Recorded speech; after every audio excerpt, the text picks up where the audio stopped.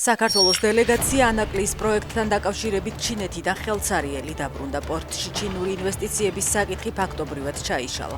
წერს რომან გოცირიძე მარიამ ქვრივიშვილის ვიზიტთან დაკავშირებით. სავარაუდოა, რომ ანაკლის სპორტის ამოქმედების ვადა კიდევ გადაიწევს.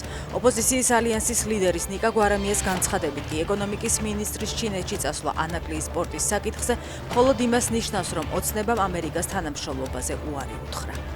ღამისბარ მეტეორის თანამშრომლს დანის დემონსტრირებით სიცოცხლის მოსპობითა და ჯანმრთელობის დაზიანებით დაემუქრა. აცხადებს პროკურატურა ლაზარე გრიგორიადისის დაკავებასთან დაკავშირებით.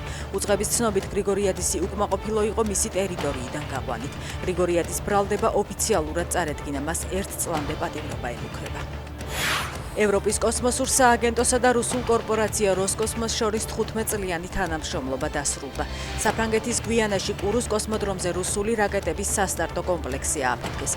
დარჩენილ ინფრასტრუქტურას ევროპის კოსმოსური სააგენტო ფრანგულ კომპანიას გადასცემს, რომელიც 2027 წლისთვის ახალი რაკეტების გაშვებას გეგმავს.